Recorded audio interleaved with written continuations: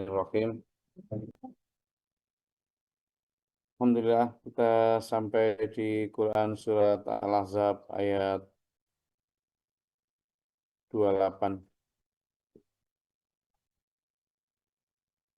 A'udzubillahi minasyaitonirrajim.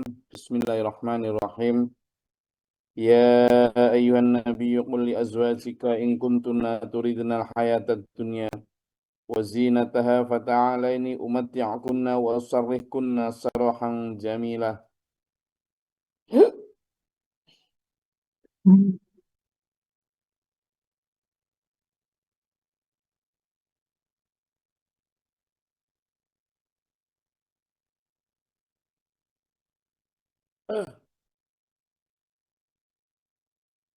Alhamdulillah, ngantuk nih. Ngantuk mboten? Ngantuk lah. Ngantuk itu wajar kok. Kenapa nggak diakui? Ngantuk ya ngantuk. Ngantuk itu manusiawi. Ngantuk itu sesuatu yang lumrah. Cuma kalau yang ngajar nggak boleh ngantuk. Ngantuk. Tapi yang dengerin boleh ngantuk. Ini adil nggak? Ayo. Nanti Iya, gimana? ambil layak-layak. Nah, terus saya gimana kalau kepengen ngelayak? Kalau saya kepengen ngelayak terus sambil dengerin ngantuk-ngantuk itu gimana? Saya nggak sih ngaji. Hmm?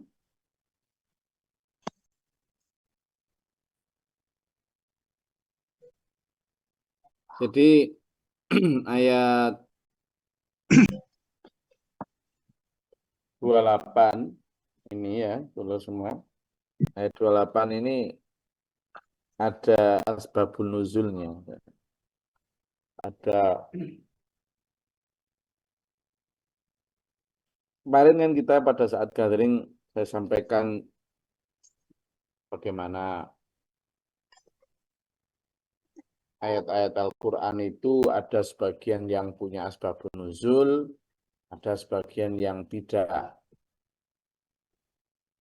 Nah, surat Al-Ahzab ini beberapa ayatnya banyak yang memiliki asbabun nuzul. Di ayat 28 dan 29 ini asbabun nuzulnya Nabi itu punya istri 9. Coba dihafalin nama-namanya ya. Istri Nabi itu 9 dan sebagian dari suku Quraisy yang dulu dari Makkah ya. Dan sebagian yang lain dari suku lain, termasuk dari Madinah. Yang dari suku Quraisy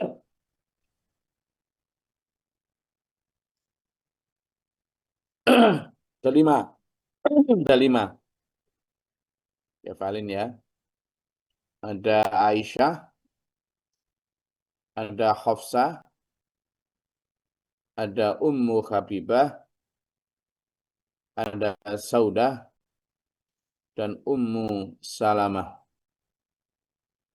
Jadi ada 5 yang dari suku Quraisy, yakni Aisyah, Hafsah, Ummu Habibah, Saudah, dan Ummu Salamah. Lalu 4 yang lain adalah Sofia, Maimunah, Zainab, Juwairiyah, tuh ya, ada 4 yang lain, yakni Sofia, Maimunah, Zainab, dan Juwairiyah. Lah dari 9 istri Nabi ini, 2 diantaranya adalah putri dari sahabat utama. Aisyah adalah putrinya Abu Bakar, Hafsah adalah putrinya Umar bin Khattab.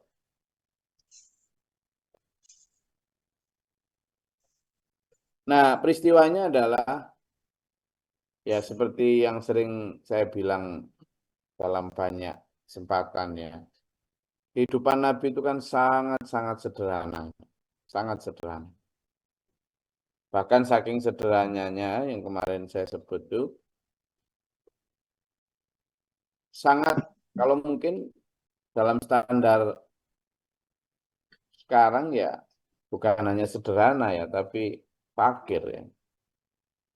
Karena bahkan Rasulullah sering tidak makan, atau bukan tidak makan, tidak kenyang selama 3 hari berturut-turut. Bahkan pernah diceritakan oleh Aisyah itu, sejak saya pindah ke Madinah itu, pernah bahkan karena Rasulullah itu dapurnya itu tidak nyala selama 3 bulan gitu. Nggak ada yang dimasak. Jadi apa yang dimakan ya sekedar tamrun, apa kurma dan air. Padahal di saat yang bersamaan raja-raja di wilayah lain itu istrinya ya mewah-mewah, bahkan super mewah kalau bisa dibilang ya. Gitu. Nabi dengan segenap kesederhanaannya bukan karena tidak punya harta, gitu ya, tapi karena memang hartanya nyaris habis untuk perjuangan agama menolong bangsa. Sehingga beliau sendiri hidup ya hanya dalam kecukupan mindset bahwa rumah asal tidak kehujanan kepanasan, makan asalkan halalan thayyiban, baju asalkan bisa bertutup aurat menurut aturan Tuhan. Nah, dengan konsep seperti itu, memang tidak semua orang sanggup hidup bersama Nabi. Apalagi zaman sekarang. Seandainya Nabi Muhammad SAW hidup di zaman sekarang, bertugas di zaman sekarang, dan tentu konsistensi sikap perilaku baik diri maupun keluarganya ya akan tetap konsisten dalam hal kesederhanaan tadi. Kira-kira betapa beratnya ujian yang harus dihadapi dengan melihat gemerlap dunia yang seperti ini. Nah, ceritanya pada saat itu dengan kondisi Rasulullah yang sesederhana itu ya, maka yang namanya manusia ya, itu ada 2 kan yang muda itu, Hafsah dan Aisyah. Terutama Aisyah masih sangat muda, belasan tahun. Sehingga sesekali yang namanya bashar, manusia biasa mungkin mempertanyakan atau protes terhadap keadaan itu. Apalagi yang namanya Aisyah sama Hafsah ini. Tapi kemudian istri-istri lain itu ngikut gitu. Mempertanyakan tentang kondisi ekonomi lah intinya kepada Nabi. Lalu juga dibumbui dengan kecemburuan di antara mereka. Ya namanya manusia biasa lah. Mau istri Nabi juga yang namanya cemburu ya cemburu. Ya kan?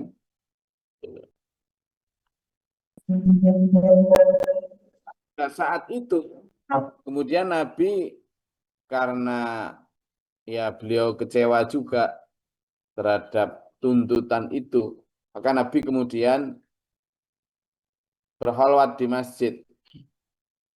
Diam artinya meminta petunjuk Allah lah. Bahkan beliau sampaikan, aku tidak akan mendekati kalian selama 1 bulan. Gitu. Sebagai bentuk hukuman Nabi kepada para istri yang telah berani membantah atau menuntut Nabi persoalan duniawi. Jadi beliau akhirnya memang ada satu gubuk kecil gitu.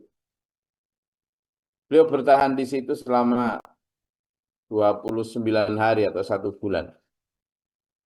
Nah, dalam konteks itu kemudian Umar bin Khattab sebagai bapaknya Hafsah dan Abu Bakar sebagai bapaknya Aisyah mencoba menghadap Nabi itu. Karena apa?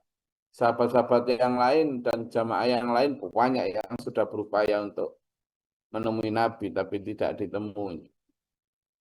Nah, akhirnya Umar bin Khattab dan Abu Bakar waktu itu jadi diterima oleh Nabi untuk masuk. Nah, ceritanya latar belakang saat itu ketika kaum Muhajirin sama kaum Ansor itu memang pola relasi antara laki-laki dan perempuan, antara suami dan istri itu berbeda sekali. Kalau orang-orang Quraisy Mekah, orang-orang Quraisy Mekah itu memang istrinya itu rata-rata terhadap suami itu sangat taat, bahkan tidak ada ceritanya di zaman itu istri berani membantah, apalagi berbeda lalu saling tidak berani. Itu istri-istri orang Quraisy Mekah. Tetapi berbeda dengan orang-orang Ansor yang dari Madinah. Mereka ternyata adalah sama dengan kebanyakan orang Indonesia. Mereka ISTI, ISTI, Ikatan Suami-Suami Takut Istri. Jadi mereka tidak berani itu apa istrinya cerewet-cerewet dan suaminya tidak berani menegur. Maka agak ada shock culture. Artinya orang Mekah yang hijrah ke Madinah dan ketemu dengan orang-orang Madinah yang suami istrinya polar kaget gitu. Kok berani bantah, kok berani nuntut ini itu beda dengan masyarakat kami di sana yang perempuannya itu sangat ini sama suaminya. Gitu. Jangankan berani. Nah, ternyata setelah bergaul dengan orang-orang Yasrib atau orang-orang Madinah, perempuan-perempuan dari Mekah ini ketularan. Kan sering rumpi di belakang rumah. Ketularan apa? Ketularan berani sama suami. Ketularan sering protes gitu-gitu gitu. Itu yang disampaikan Umar di hadapan Nabi. Karena Pak Nabi sebenarnya juga para sahabat sudah sedih. Kenapa? Karena terdengar kabar itu Nabi akan mentalak istri-istrinya. Sebelumnya Umar juga sudah ketemu sama Hafsah, ngapain kamu kok gitu-gitu. Bahkan dalam riwayat lain diceritakan Umar bin Khattab sampai menyatakan kalau sampai kamu dicerai Nabi karena Nabi marah atau karena Nabi kecewa, kamu tidak usah hidup, sudah tak bunuh aja sendiri. Hafsah itu sampai begitu kan sama Umar bin Khattab. Demikian pula Aisyah dimarahin habis sama Abu Bakar karena sikap-sikap seperti itu. Nah, sikap seperti itu yang kemudian membuat Nabi menghindari, ya, dihindari sampai hampir 1 bulan. Nah, di akhir itu kemudian ada ayat atau ada turun ayat yang menjelaskan tentang bagaimana Nabi harus bersikap kepada mereka. Itu. Jadi memang karena perilaku para istri Nabi seperti itu, maka selama 29 hari itu Nabi memberikan hukuman kepada mereka dengan tidak menggauli mereka hampir 1 bulan ya, hampir 1 bulan. Istilahnya diilak, jadi diilak atau Nabi mengilak mereka itu apa ilak dalam istilah mengilak itu artinya apa? Menghindari. Jadi di di apalah dihukum dengan tidak. Nah, setelah hampir 29 hari kemudian turun ayat yang menjelaskan 2 pilihan ini. Rasulullah pertama dengan mendatangi Aisyah menyampaikan ini, wahai Aisyah, maukah kamu kuberitahu sesuatu yang sangat penting? Apa itu ya Nabi? Waktu itu Aisyah sempat bertanya gini, loh katanya enggak akan datang 1 bulan. Masih sempat gitu. Loh ini sudah 1 bulan, lah kan baru 29 hari. Aisyah itu sempat gitu. Kata Nabi dalam Islam itu mengikuti Hijriah itu 1 bulan itu 29 hari. Lalu Nabi menyampaikan, ada ayat dari Allah yang kalian diperintah memilih. Yang pertama pilihannya adalah, wahai Nabi, katakanlah kepada istri-istrimu, jika kalian menginginkan kehidupan dunia dan perhiasannya, kata Nabi, fata'alaini maka kemarilah, ta'al, kemarilah. Kemarilah, umat tiakunna akan aku berikan mut'ah. Mut'ah itu hadiah ya, atau pesangon lah. Wa usarrihkunna sarahan jamila. Dan aku ceraikan kalian dengan cerai yang baik. Cerai itu sesuatu yang dibenci Allah. Tetapi jika terpaksa bercerai, maka harus dilakukan dengan cara-cara yang baik. Dengan cara yang tidak saling membenci, tidak saling dendam, tidak saling lagi menyakiti. Let's gone, be gone, ya kan? Jadi sesuatu itu ya sudah, biarkan yang pergi menjadi sudah pergi. Jangan ada dendam. Itu sarahan jamilah, selain juga ada kewajiban-kewajiban, apalagi jika istrinya itu punya anak, artinya anaknya dia, maka kewajiban juga menafkahi selain istri juga anak. Jadi sarahan jamilah. Di sini jelas sekali, kalau kamu memilih kehidupan dunia dengan cara minta ini, minta itu, dan lain sebagainya, cerewet, di luar kemampuan Nabi, kata Nabi, kan Nabi saat itu memang benar-benar sederhana, diceritakan itu dalam sebuah hadis, ketika Umar bin Khattab menemui Nabi, itu kan sambil nangis ketika Nabi kan nyepi, nggak di rumahnya istrinya, lah, bikin gubuk kecil gitu. Nah, hanya kasur, bukan kasur ya, tempat tidur beliau itu dari pelepah kurma, sehingga ketika beliau bangun itu di punggungnya masih ada bekas-bekas guratan kurma galer lah itu. Lalu kan saat itu Umar bin Khattab selain bicara tentang Hafsah sebagai istrinya Nabi begitu, beliau juga nangisnya kenapa? Ternyata tuntutan dari para istri Nabi itu tentang persoalan ekonomi gitu lah. Nabi kondisi ekonominya kan seperti itu gitu. Lalu Umar bin Khattab selain nangis melihat kondisi Nabi, dia menyatakan, ya Nabi, kenapa engkau tidak berdoa saja kepada Allah agar diberi kekayaan seperti para raja Persia, Persia Romawi gitu. Apa jawab Nabi? Sambil tersenyum, wahai Umar, tidakkah engkau rela jika mereka diberikan kemewahan dunia, tapi hanya sebentar dinikmati, lalu nanti di sana tidak dapat apa-apa. Sementara kita, meskipun di dunia dengan kesederhanaan, tapi di akhirat nanti kita akan dapat segalanya. Nah, Umar yang awalnya nangis tadi bersenyum. Ya Nabi, kami ridha untuk menunggu yang di akhirat sana.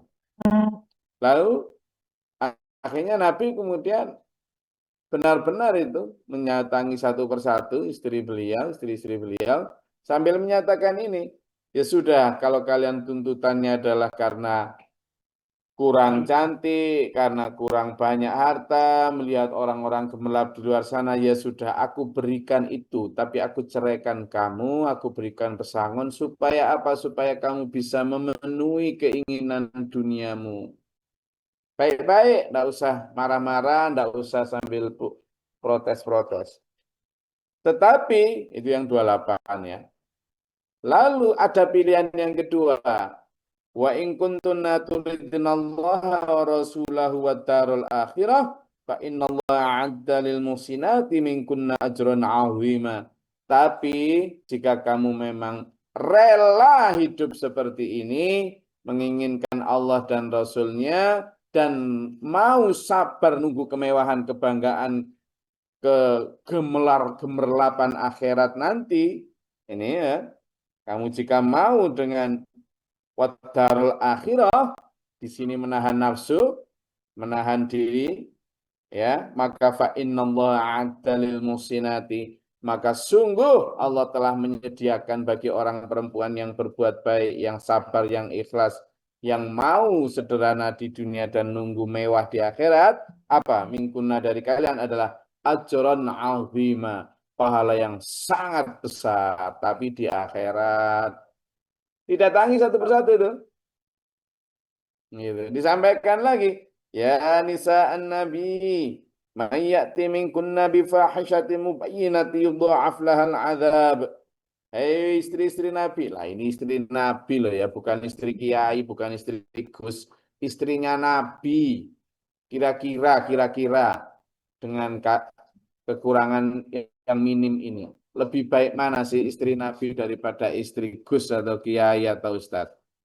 Ayo, kira-kira. Ini pasti baik istri Nabi lah. Loh, begitu pun masih diancam seperti ini. Masih diperingatkan seperti ini.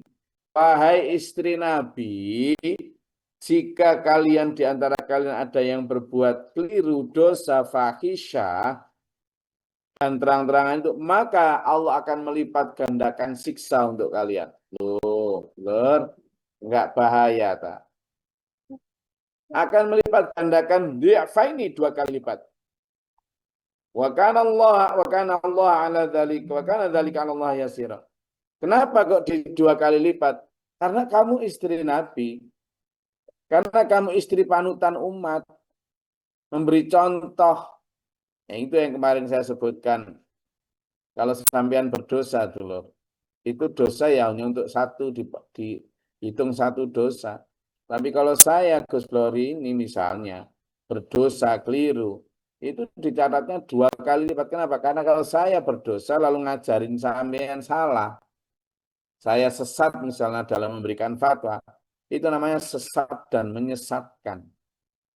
Karena saya sesat, naudzubillah min dzalik, lalu mengajarkan kesesatan, itu dobelnya. Dhi'faini, maka balasannya juga 2 kali lipat. Tetapi sebaliknya, wa may yaqnut minkunna lillahi wa rasulihi wa ta'mal salihan nu'tiha ajraha marrataini. Tapi juga barang siapa yang tetap taat, tetap memilih akhirat, ya, tetap sabar dan penuh tekad untuk nunggu janji Allah, ya, minkunna yaqnut minkunna lillah, taat kepada Allah, di antara kalian taat kepada Allah Rasulnya, dan beramal soleh tetap, maka Allah memberikan janji pahala marrataini, ajroha marrataini. Ya, nu'tiha ajroha marrataini. Wa atatna laha rizqan karimah, dan kami juga sudah sediakan di sana rizki yang mulia di akhirat sana. Jadi ini ada jelas gitu. Orang dipilih, kasih pilihan jelas itu. Seperti dalam surat Al-Isra ayat 18, 19, 20 itu kan gitu. Jelas. Jadi tidak ada kemudian tafsir dari fid dunya hasanah wa fil akhirati hasanah itu lalu foya-foya mewah kaya gak karuan di dunia di akhirat tidak ada ceritanya. Ini loh, Nabi juga memberi dua pilihan tegas dan jelas ayat 28 dan 29 kepada istri-istri Nabi. Ini bukan hanya istri Gus Kiai, istri Nabi. Dan tidak hanya itu, istri Nabi ini putri-putrinya sahabat utama. Oh, kurang tinggi apa derajatnya? Yaitu sahabat Abu Bakar yang anaknya bernama Aisyah istri Nabi dan Hafsah istri Nabi putrinya Umar.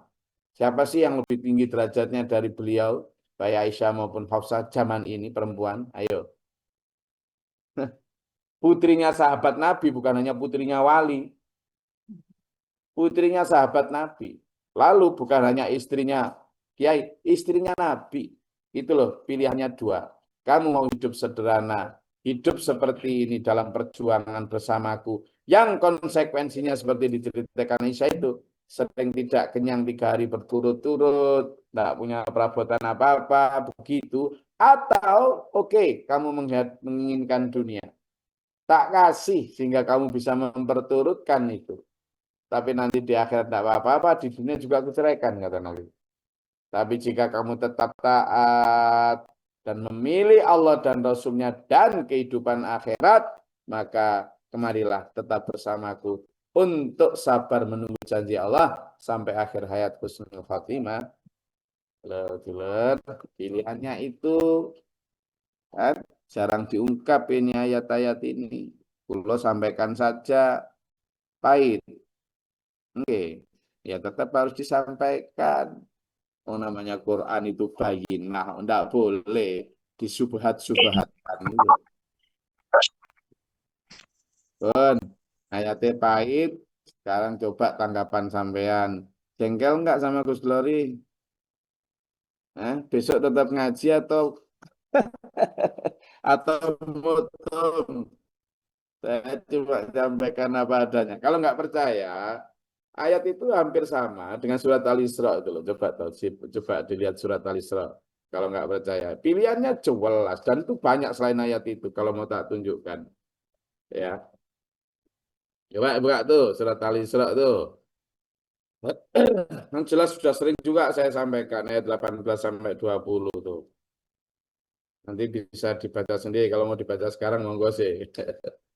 Nah, gimana tanggapan sampean tentang ini? Silakan. Ada yang mau nanggapi, monggo.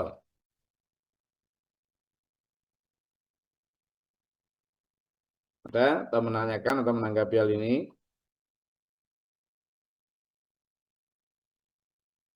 Ada nyanyiannya itu Gus, istri Apa Nabi. nyanyiannya? Kalau nggak salah lupa itu sering nyanyian. Gimana nyanyiannya? Begini Gus, kalau nggak salah.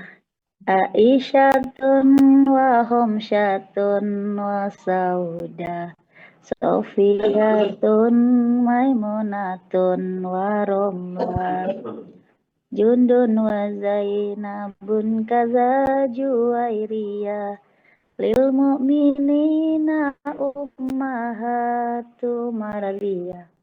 Biasanya lupa gitu Gus. Oh ya. Oh itu lagu untuk nama-nama istri Nabi. Oh iya. Iya, Ya, artinya. Ya hafal. ya. Ya itu nama-nama istri Nabi. Sebenarnya istri Nabi itu eh, ada yang dalam riwayat menyatakan 11 ya, tapi yang 2 itu diceraikan. Ya, yang karena ada istri Nabi dari Nasrani dan ada dari Yahudi loh ya, jangan Ya ada salah. Romlanya Ada itu. yang dari Yahudi. Jadi yang namanya istri Nabi yang dari Yahudi itu latar belakangnya Yahudi itu adalah Sofia binti Huyai. Itu Yahudi dulu. Lalu istri Nabi yang tapi dicerai itu dari Nasrani. Itu adalah Maria binti Qibtiyah. Gitu. Nah, sehingga makanya itu kan dari Mesir dulu ya, dikirim dari penguasa Mesir, kan itu. Nanti ada sejarahnya sendiri. Jadi kalau yang Sofia itu Yahudi Bani Nadir yang dari Khaybar itu. Nah, di antara itu 9 yang bertahan sampai wafat itu. Ada lagi yang mau ditanyakan atau disampaikan tentang konsep tadi? Silakan. Ada Gus. Ya, Bu Mesti. Ini mengenai tentang contoh perilaku Nabi.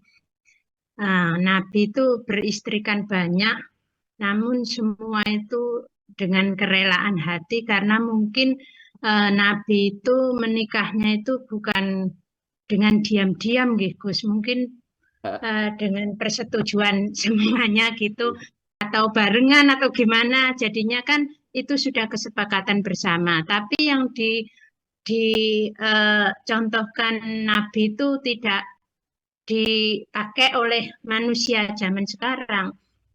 Manusia zaman sekarang itu kalau ingin menikah itu kan secara diam-diam, Gus, dan menyakiti istri.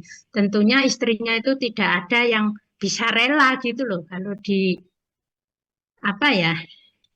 madu, karena kebanyakan dengan perselingkuhan gitu, bukan dengan cara Nabi itu yang disampaikan. Nah, itu gimana Gus menurut Gus Glory, apakah istri seperti itu bisa atau gimana kalau tidak terima karena diselingkuhi atau gimana gitu? Jadi kalau kita bicara fikih, maka bicara hukum fikih. Kalau bicara kepatutan dan kebaikan selanjutnya beda lagi. Kalau bicara fikih, memang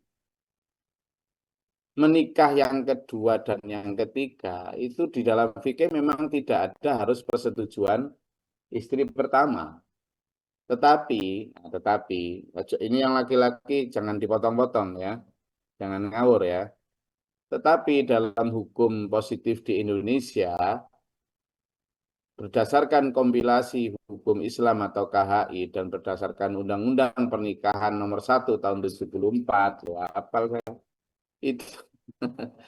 itu harus persetujuan dan harus bukan hanya pemberitahuan atau diketahui istri, tetapi harus atas persetujuan istri pertama.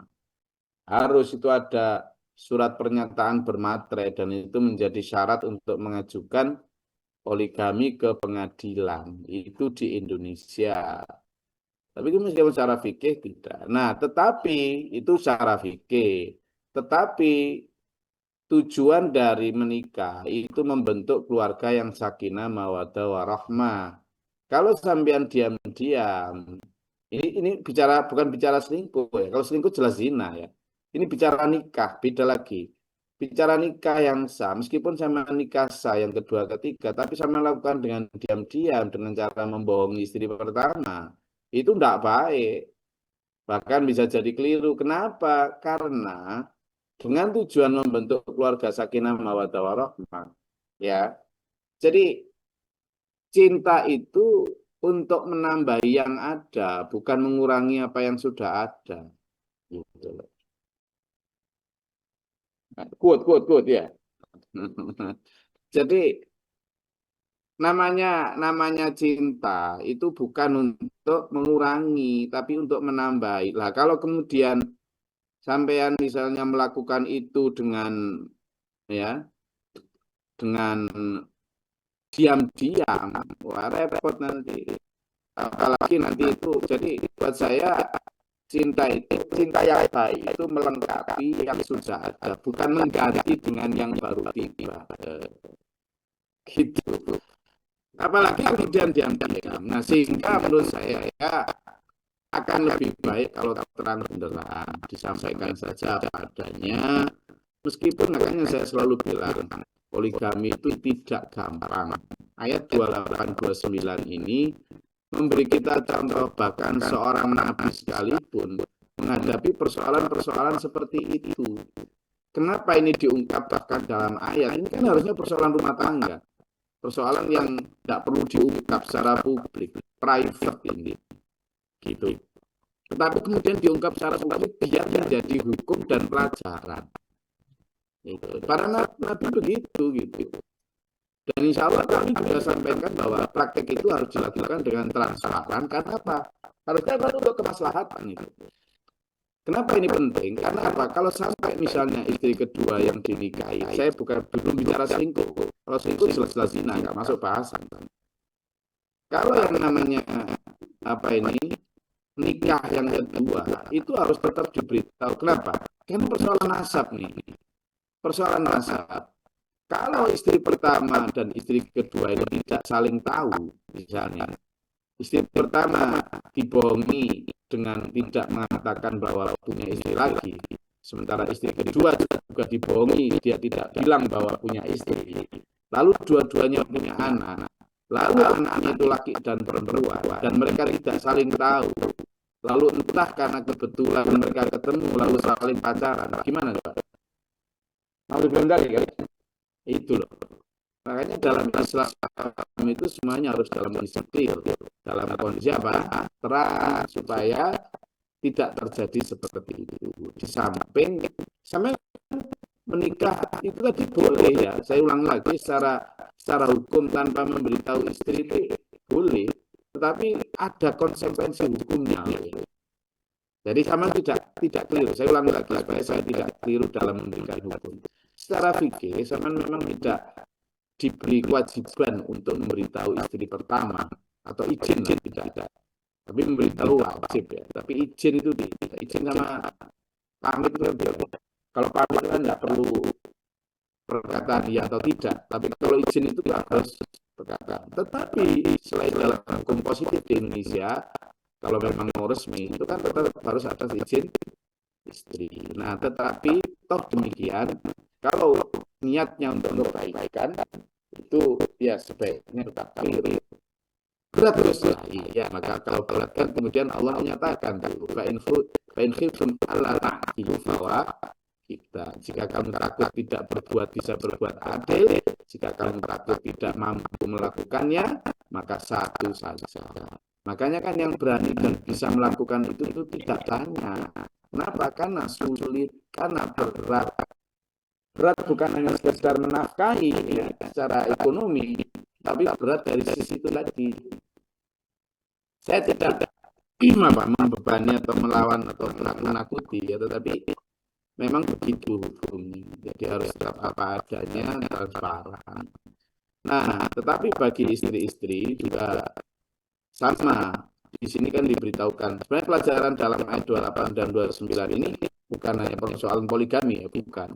Tapi persoalan bagaimana tentang dunia dan akhirat. Kalau saya melihatnya di situ. Kecerewetan istri sekarang itu kan seringkali hanya persoalan apa? Duniawi. Kurang belanja lah, inilah itu.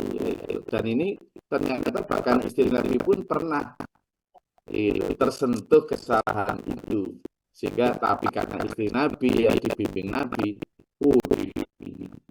Jadi gini, para istri Nabi itu bukan karena Nabi yang nyari ya, tapi mereka yang datang untuk menyerahkan diri, ingin dinikahi Nabi. Kenapa? Karena para istri itu merasa lebih selamat kalau dibimbing dengan orang yang memang dibimbing Allah. Itu bukan Nabi yang nyari-nyari. Dan kalau Nabi mau rakus ya misalnya, itu jauh lebih banyak orang yang menyerahkan diri kepada Nabi untuk dinikahi Nabi. Nah, Nabi pun menikahi pun ya para janda-janda tua yang memang itu adalah satu untuk membangun koalisi karena mereka dari beberapa suku ya. Termasuk tadi itu dari Yahudi, dari Nasrani dan sebagainya. Jadi untuk membangun tim yang kokoh. Yang selanjutnya juga mereka datang itu untuk dibimbing, merasa mendapat keberkahan dari Nabi, mendapat lebih aman hidupnya dari akhirat nanti bersama Nabi. Sehingga apa? Dalam konteks itu pernikahan yang dibangun Nabi itu bukan pernikahan yang berdasarkan seks aims, jadi tujuan seks atau tidak ya. Tujuan utamanya adalah itu tadi yang sering saya sampaikan, 7 tujuan membangun rumah tangga itu ada 7 hal. Satu di antaranya adalah membangun tim atau membangun tim. Dan itu yang kadang missing dari kita. Sehingga apa? Poligami dibolehkan ya. Jadi kalau ada orang yang melawan poligami, keliru. Ada orang yang anti poligami, dosa itu. itu sama dengan anti Allah itu. Tetapi sekali lagi saya sampaikan, yang sebagai laki-laki juga jangan gampang. Hanya ada sampai kalimat ini karena bebannya memang berat. Tidak hanya sekedar memberikan satu pabrik, satu istri, satu intan, satu istri, enggak, tapi itu tadi. Sehingga persoalan yang dihadapi Nabi semacam ini sampai diberikan pilihan, wes kamu mau ikut aku atau ikut duniawi. Kalau ikut duniawi sini tak ceraikan, baik-baik kita pisah. Tapi jika kamu yang disebut in kuntum turiduna Allah wa rasulah, kamu menginginkan Allah dan Rasulnya, wa daral akhirah, dan kamu akhirat mewah di sana, sini tetap bersama aku. Jadi ini menjadi, saya ingin berdiri secara adil dalam konteks bahwa hukum itu memang adil bagi perempuan, bagi laki-laki. Bagi perempuan silakan untuk memilih bisa atau tidak. Laki-laki juga begitu. Jadi poligami ini sesuatu yang memang sifatnya seperti pedang bermata dua, kan? Sulit sekali. Tetapi dibolehkan. Sama dengan cerai. Cerai itu sesuatu yang dibenci Allah, tapi menjadi jalan keluar akhir. Ya. Jelas nggak? Oke, Gus. Berarti yang dilakukan manusia zaman sekarang itu benar-benar sangat salah, Gus. Karena gini, 90% laki-laki itu nikah karena nafsu dan 90% wanita itu mencintai misalnya suami orang itu karena hartanya, begitu Gus, bukan mengikuti Nabi zaman dulu gitu. Saya kalau menjawab itu belum tentu ya, nggak tahu saya, karena saya belum pernah melakukan survei versi 90% atau berapa persen, saya nggak tahu. Karena apa? Banyak juga perempuan-perempuan yang mencintai bukan karena harta, ya. Banyak juga. Kemudian laki-laki juga menolong bukan hanya karena seks, juga banyak. Tetapi praktek yang hanya karena seks dan karena harta juga banyak. Ya. Jadi ya sama dengan ada penjahat, ada orang baik, masih banyak orang baik, ada yang jahat juga, ya banyak, sama lah itu. Jadi pernikahan yang tidak poligami pun banyak yang karena seks, banyak karena harta. Sama saja. Banyak kan orang yang menikah karena harta meskipun tidak poligami, banyak. Apakah itu jelek? Sama. Banyak juga orang menikah, yang laki-laki menikahi istri karena seks, kan? Banyak. Apakah itu salah? Gitu. Jadi sama, bukan karena poligaminya. Kenapa? Sekarang misalnya laki-laki, tanya semua laki-laki, nggak hanya 90%. Yang dilihat dari perempuan apa? Apakah akhlaknya? Pertama, yang ini laki-laki semuanya. Sama kalau melihat perempuan yang pertama, apakah akhlaknya atau apa? Yang pertama sekilas. Laki-laki semuanya ini. Laki-laki jadul dong, jujur dong. Santinya. Allah. Ayo, saya mau lihat siapa yang ngomong akhlaknya dulu. Coba lihat. Cantiknya. Ya. Dan itu tidak hanya tentang poligami, loh. Tidak. Orang yang menikah tidak poligami itu tetap terlibat. Kenapa? Karena memang hadisnya begitu. Jadi tungkihul mar'ah itu apa? Li arba'in. Jadi untuk 4 hal. Apa yang pertama? Pertama li jamaliha, untuk lihat cantiknya atau wajahnya. Yang kedua bali nasabiha, nasab keturunannya. Yang keempat tiga lima liha, hartanya. Yang kelima empat itu li diniha, agamanya. Jadi nggak apa-apa sama menikah karena harta, tetapi kata Nabi yang paling diutamakan itu li diniha. Jadi mau poligami karena hartanya atau mau poligami karena gantengnya, karena apa? Karena cantiknya, monggo saja, asalkan adil, kan gitu. Tetapi kalau hanya karena itu, nah itu yang keliru. Tapi Nabi tetap menyarankan lidiniha. Yang paling kamu katakan adalah karena agamanya. Jadi kalau saya sampaikan orang sekarang semua keliru atau 90% keliru, nah berani saya katakan begitu mesti. Saya tidak berani ngejudge orang lain karena apa, pernikahan di luar poligami pun banyak yang hanya karena seks, pernikahan dan karena seks pun boleh loh. Misalnya begini, saya ingin menikah gitu kan, karena saya tidak mampu menahan nafsu seks saya, maka dalam hukum nikah itu ada 5. Nikah bisa menjadi haram, nikah bisa menjadi sunnah, nikah bisa menjadi mubah, nikah bisa menjadi makruh, dan nikah bisa menjadi wajib. Artinya kalau tidak nikah malah dosa. Siapa ini? Orang yang mampu menikah secara ekonomi maupun psikologis, dan dia sangat ingin menikah, nafsu libidonya tinggi, dan dia dikhawatirkan tidak mampu menahannya. Ini wajib menikah. Artinya dia menikah itu karena ingin menghindari seks yang keliru dan menginginkan seks yang tidak apa-apa itu. Jadi kalau dia menikah karena itu boleh, malah baik. Kenapa? Karena dia menginginkan seks yang halal dengan menikah. Nah, malah keliru kalau dia kemudian menahan-nahannya itu.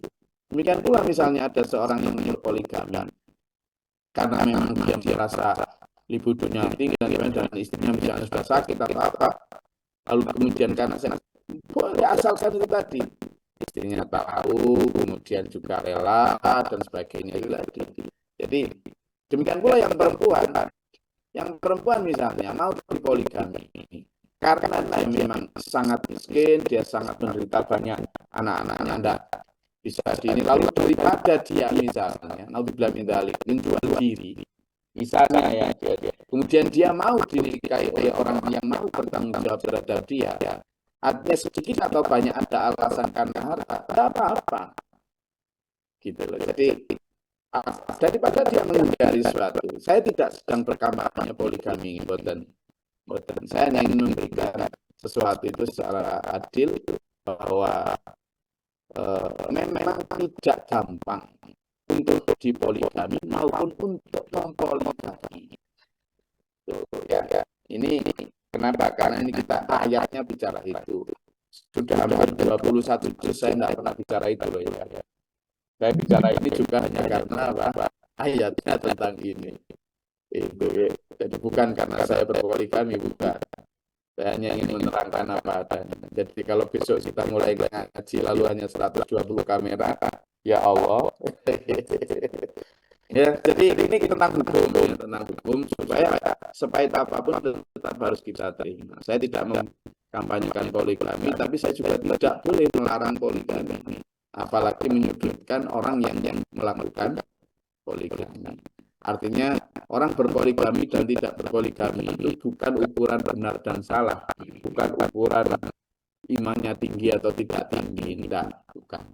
Ya, bukan. Itu ya hanya satu di antara ibadah-ibadah yang dibolehin oleh Allah. Jadi yang poligami juga jangan merasa bahwa lebih hebat daripada yang tidak berpoligami, atau sebaliknya orang yang tidak berpoligami lalu merasa lebih setia daripada yang berpoligami, tidak juga. Ya.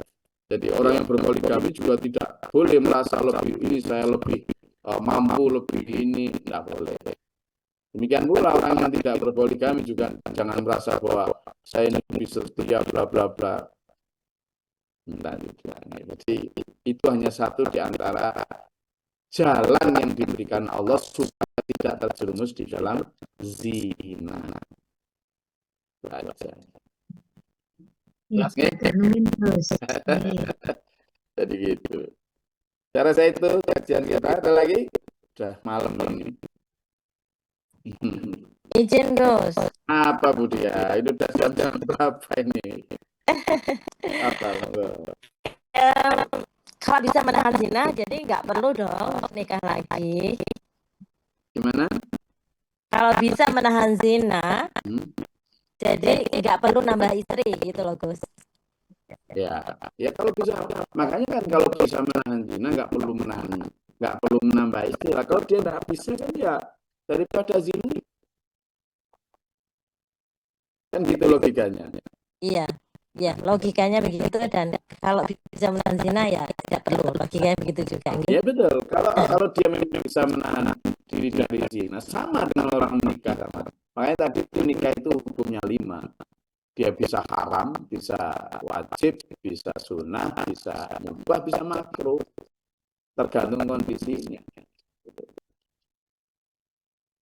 Jadi makanya karena kalau kita anti poligami ya itu sama dengan anti perilaku Nabi. Itu kan Nabi loh, Indah. Para sahabat juga poligami loh. Para sahabat juga poligami. Nah, tetapi ingat, kita juga jangan kemudian yang laki-laki lalu seenaknya poligami. Sampean harus mengukur diri juga. Kalau tidak mampu seperti yang disampaikan Bu tadi, bahaya juga. Karena itu bisa mengurangi kita di hadapan Allah tuh. Begitu kita tidak mampu berbuat adil, wah ancamannya bahaya ya gitu. Memang kalau urusan poligami ini laki-laki diem biasanya. Lalu yang perempuan yang banyak tanya. Kenapa yang laki-laki diem? Karena takut tuh. Ya kan? Alah. Makanya kan di situ kan ayatnya itu jelas. Fa'in khiftum alla ta'dilu fawahida. Kamu itu ya, kalau kamu memang mampu, kata Allah, tobalakum kan. Orang-orang yang kamu suka itu nikahlah makna 2, watulasa 3, waruba atau 4. Tapi jika kamu tidak mampu, takut, maka 1 saja. Artinya yang 1 saja berarti penakut kan gitu. Oh enggak gitu ya.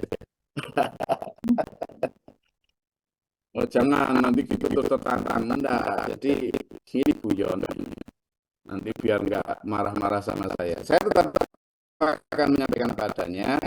Jadi saya juga enggak membela laki-laki lalu karena ada ayat ini terus sama mau mentang-mentang enggak mau saya. Saya juga enggak akan kemudian menuruti kata hati perempuan yang kemudian nolak mentah-mentah. Enggak boleh. Ya kan? Gitu. Oh, enggak apa-apa. Gimana? Laki-laki tidak ada suara nih. Jangan-jangan artinya pengen tapi tidak berani. Buatan Gus. Wong saya istri 1 aja merantau sampai Bali Gus. Nah, apa enggak sampai NTT sana nanti Gus? Bion. Iya. Bisa mengikuti sunnah. Gimana Bu? Gimana Bu Mila? Seperti Gus Lori gitu. Gimana Bu Mila? Saya yang pegang HP-nya Bu. Gus. Tapi saya nggak berani bersuara. Ada di sebelah saya soalnya. Coba kalau saya ini saya bersuara di sebelah saya. Jadi tadi kan pas ke dapur dia saya ambil HP gitu. Tahu datang Gus. Udah jadi ya. Makanya ini laki-laki pada penakut semua ini. Berarti sama ini laki-laki ansor ini, bukan laki-laki. Saya itu bukan penakut, Gus. Apa? Nggak berani, Gus. Ngapunten Gus. Apa? Assalamualaikum warahmatullahi wabarakatuh. Apa kok sampai salam jangan panjang-panjang? Apa udah siang ini Pak Mas? Ada statement Gus. Kalau nikah lagi itu laki-laki takut sama istri, itu berarti istilahnya dosa Gus. Tapi takutlah sama Allah kalau tidak bisa berbuat adil. Terus. Jadi intinya ini bukan masalah takut atau tidak takut ya. Kan tadi sudah saya sampaikan asbabun nuzulnya itu ternyata sahabat Ansor itu beda tradisinya dengan sahabat Muhajirin. Sahabat Muhajirin itu dari kaum Quraisy itu memang subordinasi perempuan terhadap laki-laki itu luar biasa. Takutnya sampai dulu kan Islam datang kan untuk merubah tradisi itu. Tradisi yang perempuan terlalu direndahkan, perempuan terlalu dijadikan komoditas. Lalu perempuan oleh Islam diangkat tinggi itu. Selain dikasih hak untuk meminta cerai, dikasih hak untuk waris, dikasih hak untuk berpendapat, bahkan kedudukan boleh memimpin dan sebagainya, tinggi jauh itu. Meningkat jauh itu. Tetapi toh demikian ketika ke Madinah itu kaget dengan betapa perempuan di sana cerewetnya setengah mati terhadap laki-laki. Dan kemudian ternyata ketularan kan karena sering ngerumpi di kafe-kafe gitu. Gitu. Nah, dalam konteks ini memang kita harus adil ya di dalam melihat hukum. Yang laki-laki sama harus melihat adil secara hukumnya. Ya, alhamdulillah. Artinya memang ada kebolehan poligami, tapi Anda jangan hanya berdasarkan nafsu, itu yang bahaya. Tapi yang perempuan juga gitu. Kalian jangan menganggap bahwa ya alhamdulillah poligami itu pasti dikarenakan seks atau karena harta, jangan. Karena itu menyakiti perempuan juga loh. Banyak perempuan yang benar-benar secara ikhlas karena ingin cari ridho Allah, banyak itu. Kalau sampean perempuan kemudian mengatakan semua praktek poligami itu pasti karena harta, karena seks, sama sedang menyakiti perempuan sendiri loh ya. Karena praktek ini ada sejak zaman Nabi Adam sampai para nabi semuanya. Hampir semua nabi poligami, kecuali Nabi Isa. Artinya kalau sampean mengatakan bahwa praktek itu seperti itu mengatakan bahwa semua istri nabi begitu, atau semua istri para sahabat begitu. Gitu. Para wali juga poligami meskipun bukan nabi gitu. Dan para kiai-kiai khos zaman dulu juga sama. Jadi laki-laki kalau sampean tidak mampu, karena ini kan gitu, kalau tidak mampu jadi nabi jangan berpoligami gitu katanya. Nah, maka yang laki-laki juga akan begitu. Kalau kamu tidak mampu jadi Khadijah jangan larang-larang poligami gitu akhirnya. Kan gitu. Maka perdebatannya jadi nggak hukum gitu ya. Jadi saya rasa perdebatan ini harus dipakai dengan tidak emosi, tapi dengan lucu-lucuan saja lah, biar nggak tegang, ya kan? Gitu. Jadi kalau pas istri sedang ke dapur mau berpendapat, tapi begitu datang nggak berani. Namanya sahabat Ansor. Iya. Saya dulu pernah ke kakek saya kan itu poligami. Ya. Terus saya ngantar istri kakak saya kan di poligami sama kakak saya tuh. Dinasehati istri kakak saya tuh. Nanti istri-istri yang nggak mau dipoligami itu akan nyesel di akhirat katanya. Saking besarnya pahala di poligami itu. Itu aja. Tadi sebenarnya ayat ini tadi saya nggak mau bahas poligaminya loh. Saya ayat ini itu bahasnya tentang pilihan dunia akhirat. Kok arah-arahnya ke poligami itu? Males saya bahas poligami itu sebenarnya. Nah mau ya itu. Saya ini kena jebakan Batman saya ini tadi. Baru kali ini saya ngajar tafsir kena jebakan ke situ. Males, saya nggak mau bahas poligami itu sebenarnya. Wah ini. Wes, besok bahas, ya, saya ulangi lagi ayat ini besok. Bukan Kalau bahas poligami. poligami harus forum khusus kayaknya. Apa Pak Yan? Jangan dicampur ibu-ibu sama bapak-bapak, Gus. Forum Oh, harus khusus. ini malah provokator ini. Jadi saya sebenarnya tadi lebih fokus, makanya tadi arahnya adalah surat Al-Isra ayat berapa? 18, 19. Tentang pilihan dunia akhirat, bukan tentang poligami. Wah, ini.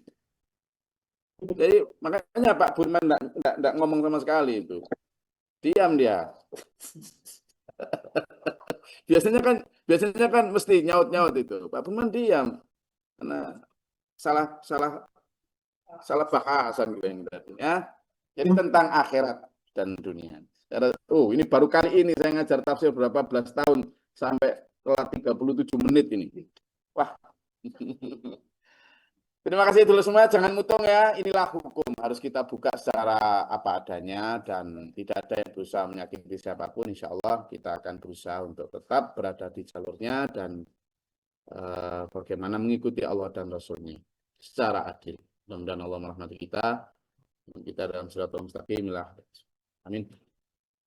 Allahumma sholli wa sallim ala Allahumma fil mu'minat muslimat اللهم اهدنا فيمن هديت وعافنا فيمن عافيت وتولنا فيمن توليت وبارك لنا فيما اعطيت وقنا الشر ما قضيت ربنا وتعالى لك الحمد لله ما قضيت استغفرك واتوب اليك اللهم دفعنا البلاء والغباء وبدل حسدنا من سن شيئا جاء ربنا نجينا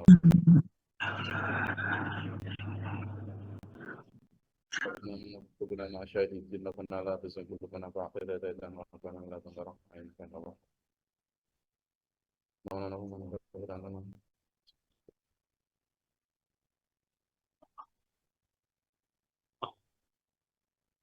أعوذ بك من همزات الشياطين وأعوذ بك ربي أضر النفس. ربنا اجعلنا مسلمين لك ومنذرة لمن مسلمين لك وأرنا ونسكن الضوء علينا أن يتبع ورحمة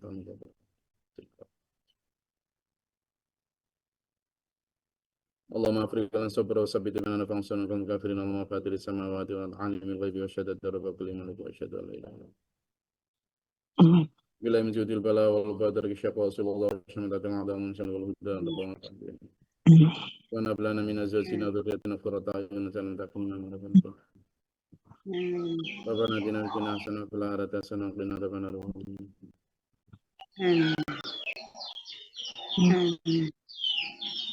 Sebelum saya akhiri, sebentar 2 menit aja. Saya sekali lagi 2 hal tentang poligami ya, supaya tidak jadi polemik. Saya itu bahkan kalau seandainya nuruti nafsu, ini baru saya buka. Bahkan ada pernah orang bule, dia seorang S3 dari Eropa, minta saya poligami, tahu nggak? Bahkan siap untuk jadi yang kesekian setelah saya dengan Mbak Ena Mahrida. Tapi saya bilang, kamu nggak mungkin mampu. Dan saya juga nggak mungkin mampu mengajak kamu loncat dari culture kamu ke culture kami. Saya bilang gitu. Karena saya sadar gitu. Jadi tidak asal gitu. Padahal itu bule beneran, bukan bule mun atau bule tik, bukan, bule beneran. Dan dia S3 loh. Ini saya buka. Saya enggak begitu. Jadi terus yang kedua, hampir setiap bapak-bapak yang datang ke saya untuk minta izin atau minta nasihat karena akan berpoligami, saya tidak melarang, tetapi hampir semuanya balik setelah ngobrol dengan saya itu tidak jadi poligami dan kembali ke istrinya yang asli. Bukan karena saya melarang, tapi saya ingin memaparkan fakta betapa beratnya itu.